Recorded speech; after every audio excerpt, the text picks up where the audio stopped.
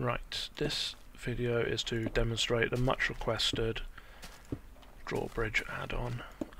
They are mainly just retractable bridges, but obviously they can be used as drawbridges and that will probably be their main use. They can also be used as water gates, like the previous portcullis add-on. Anyone who's familiar with the portcullis add-on will be familiar with how to use this, because it's by the same person and done in much the same way. The first thing you need to know is it can only be done using slabs. Any bridge must be made up of just slabs, and that could be wooden or stone slabs, like so. And it has to be three sides blocked in, like this. That way the bridge, when it's activated, knows which way it's going.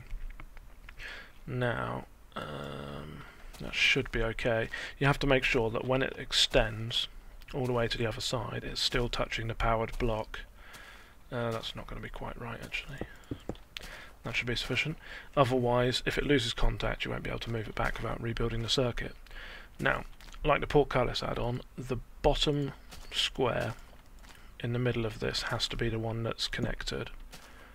Otherwise, it won't work. This should work now. There we go. Right, nice and simple. And you can improve the bridge to, obviously, as it's just slabs, it's not very useful for connecting to other blocks and paths, but if you double them up, then they're just as good as normal slabs, and it still works that way. If you change them for any other block types other than slabs, it won't work. Don't ask me why. And that's fine. One other thing to know about this is there's a cool little feature where the more wiring you have, the more points under the bridge are connected up, the faster it'll go. So you can customize the speed to whatever you like. Now, one thing to note is you really need this end block, otherwise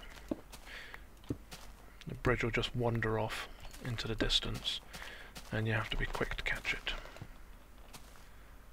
There it goes. It will pretty much carry on going until you stop it with something. But now, as you can see, as it's not connected to the wiring, then you can can't bring it back. Okay, I think that's everything.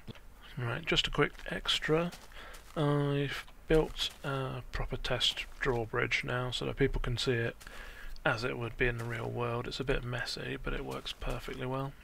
When that goes across, you've got a nice slope going down to it, and vice versa. Problem is, you could have the actual bridge on the surface the same level as everything else, but then you'll be having the problem that anything on this side would then be moved over to the other side. You can be on the blocks as they move, but it's a juddery ride and it would leave gaps, so it's better to have it slide underneath where it can't be seen. The wiring's pretty simple and very, very messy. It goes into the button, comes all the way down here and spreads along the bottom to give it its speed.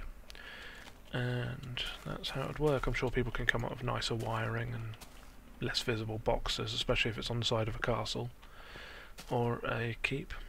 And yeah, that should be it.